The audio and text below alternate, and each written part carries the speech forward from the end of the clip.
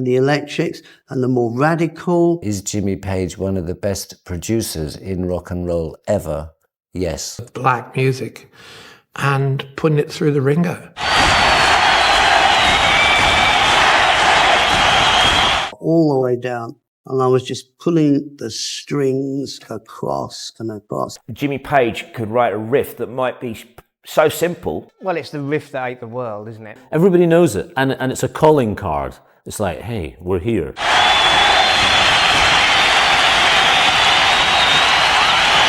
And the group's power as well, the whole thing. Then Bonham's big roll, ba da ba da ba ba ba ba ba ba during the song, or eighth notes.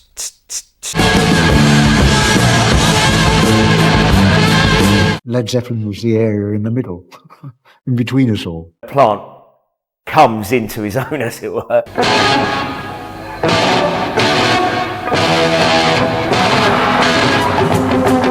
No messing around rock and roll, and I mean that. In fact, it's probably one of the greatest rock and roll songs ever written. They had power.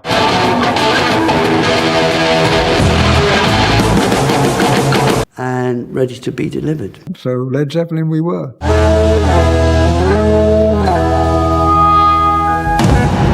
The year is 1969. Rock music is changing.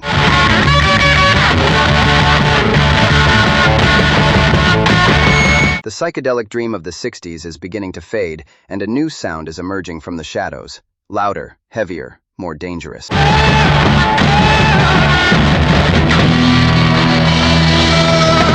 I knew what we had, and I just really wanted to knock everybody dead with it. So I called for a rehearsal at the house, and we rehearsed 2 new songs. And at the center of that storm stands 4 young musicians from England. Jimmy would sit down with an acoustic guitar, and we'd work the songs out.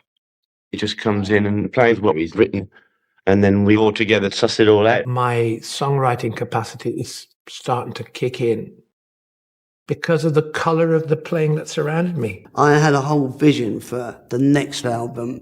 It was going to be very cinematic in its approach to how the music is done in the first place, let alone what the overdubs and the layers are going to do. We went into Olympic Studios in April, and we're just really excited to be back in the studio again. Their second album, Led Zeppelin II, would become one of the defining records in rock history. I just really wanted to make sure that this album was just really going to get everybody excited. I wanted it to be something that they hadn't heard before. The acoustics and the electrics and the more radical and even avant-garde. Is Jimmy Page one of the best producers in rock and roll ever? Yes. So when it came to doing the mix for Led Zeppelin II, I'd mixed it with Eddie Kramer at A&R Studios in New York. I think he did an amazing job. Every track carries weight. Every song pushes boundaries. We just recorded what we liked. I mean, Zeppelin always had completely different influences. We all listened to different things.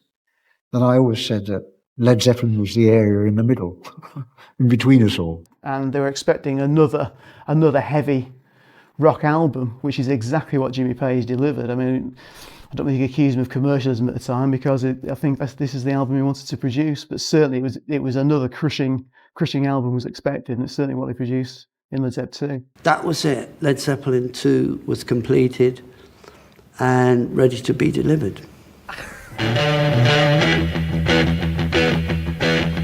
But among them all, one song rises above the rest. One song captures everything Led Zeppelin was, and everything rock music could become. Whole Lotta Love continues the swagger that they had finished their first album with. From the very first seconds, the song explodes into life with one of the greatest guitar riffs ever recorded. Is Jimmy Page an amazing guitar player? Yes. Is Jimmy Page an amazing co-songwriter? Yes. With Whole Lotta Love, Jimmy had done some work on the chorus. He showed me his riff, which was incredible, really. Jimmy Page doesn't simply play a riff, he unleashes a force of nature. It's simple, primal, and unforgettable. Jimmy Page could write a riff that might be so simple or even lent a little too much on some old blues, as it were. But it's the simplicity of which is the effectiveness. What made Whole Lotta Love great, one, it's an extraordinarily simple song. There are 2 chords in the whole song. It's E and D, and that's the entire song. Well, it's the riff that ate the world, isn't it?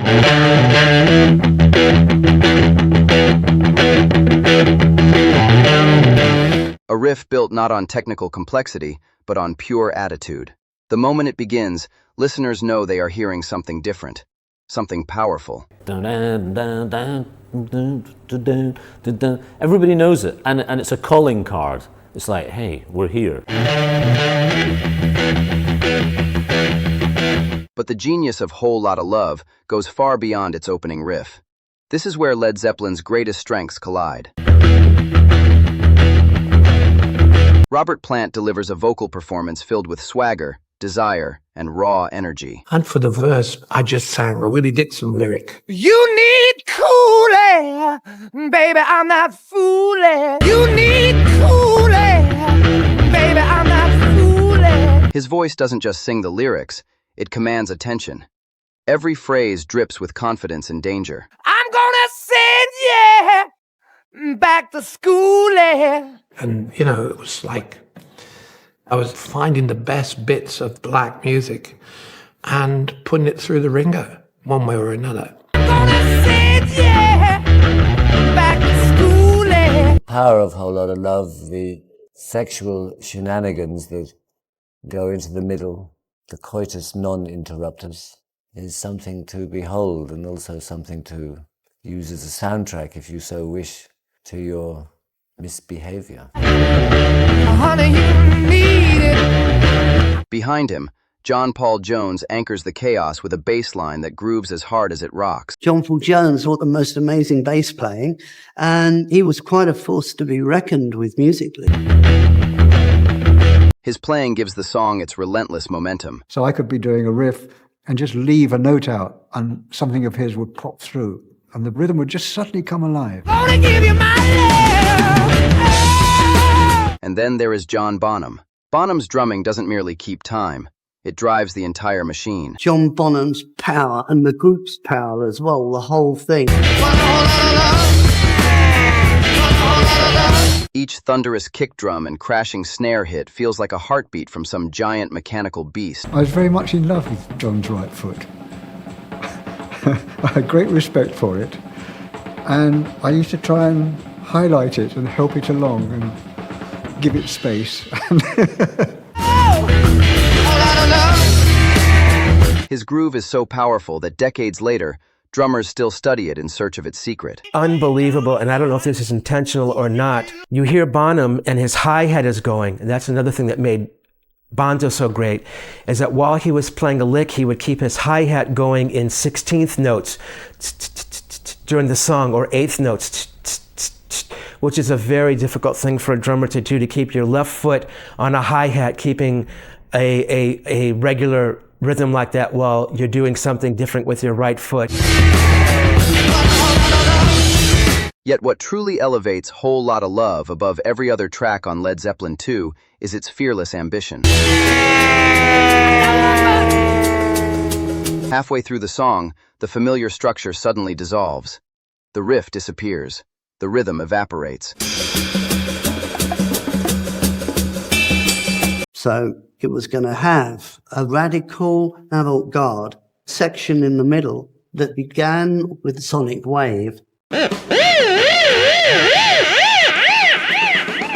Listeners are plunged into a surreal sonic landscape of echoes, moans, feedback, and swirling psychedelic effects. Then when I put the overdubs on it for what was going to go in the middle, I detuned the guitar all the way down, and I was just pulling the strings across and across. It was unlike anything being played on mainstream rock radio. Jimmy Page, acting as both guitarist and producer, transformed the studio into an instrument. And then there was lots of panning. That means moving things from left to right.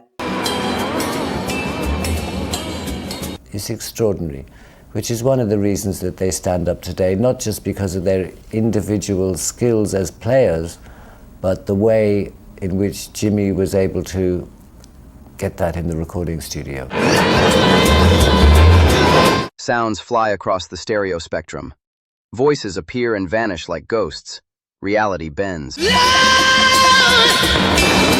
For a moment, the song becomes less a rock performance and more a journey into the subconscious. Then Bonham's big roll, ba da ba da ba ba ba ba ba ba. And then Page with the lead, and then come out of it perfectly. What a song.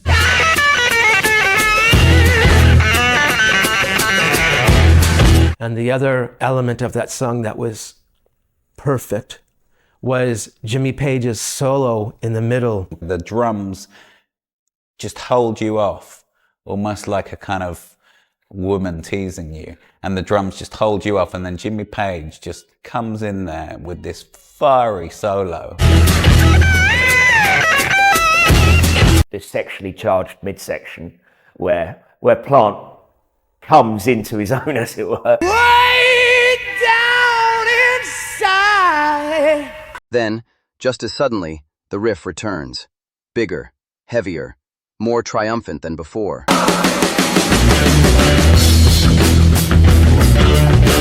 It's a masterclass in tension and release. A lesson in how to build anticipation and deliver payoff.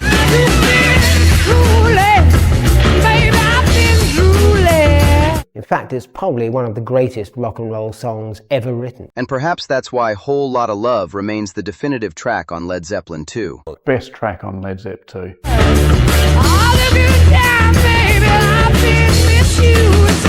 It contains everything that made Led Zeppelin extraordinary. The crushing riff, the explosive rhythm section, the electrifying vocals, the adventurous production, the willingness to take risks. They had power, they had finesse, they had emotion. Way down inside, I wanna give you my love. It is blues, hard rock, psychedelia, and pure innovation fused into a single 6-minute statement. More than just a song, Whole Lotta Love became a blueprint for hard rock and heavy metal. Thousands of bands would spend the next 50 years trying to capture its power. Few ever would. That's the blueprint for serious, no messing around rock and roll. Because Whole Lotta Love wasn't simply the best track on Led Zeppelin II. It was Led Zeppelin announcing to the world that rock music had entered a new era.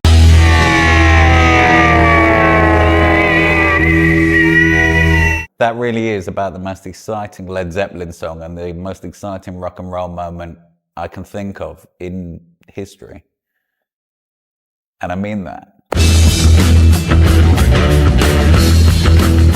And once that riff began to roar through speakers in 1969, there was no turning back. I wanna be your best man.